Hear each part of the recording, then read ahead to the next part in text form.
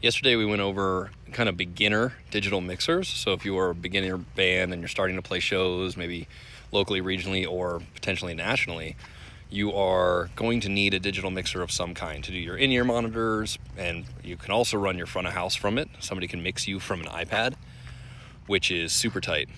But I'm going to go over if for some reason you just don't care about cash and you want to buy the next step up, something that you're not going to have to replace for a decade or more. This is what I would buy today.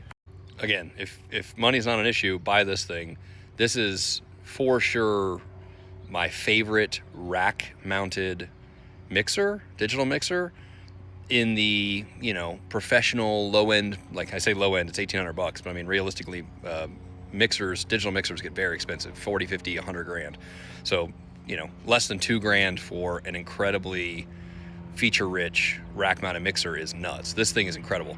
Now, we use this. This is what we have at front of house. So we run a 200 foot or 150 foot AES50 cable, which is a shielded Cat5 Ethernet cable with Ethercon connectors. We run that from the stage to this console at front of house. Now, again, this is $3,000, so not necessary for most people. This is also what our front of house guy uses, but we have X32 in our rack on stage that we use as a stage box, essentially to then patch through all of our drum mics and everything. Like all of those inputs on the X32 and the S32, which is a stage box, go over Ethernet to this thing. But eventually we're going to replace the X32 and the S32 with the wing rack, this thing. So this is eventually going to become our in-ear rack, which is nice. I mean, it's not cheap. And we're going to mix front of house from this.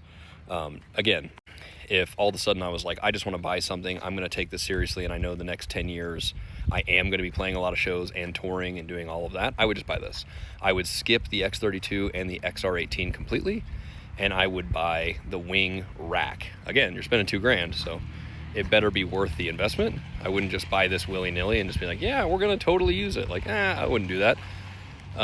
But if you know for sure that this is where you're heading and you're trying to build out a rig that's future-proof and has all the features that you're going to need, and then is expandable, because then you can eventually go from mixing your front of house and in-ears on this to just doing in-ears and add this into your chain and have this on front of house and the rack on the stage. So these are what I would go with. But again, I mean, you're talking about $5,000 on gear if you buy both these, or $2,000 if you just buy the rack. So something to think about. But I love these the Behringer wing series. They're incredible.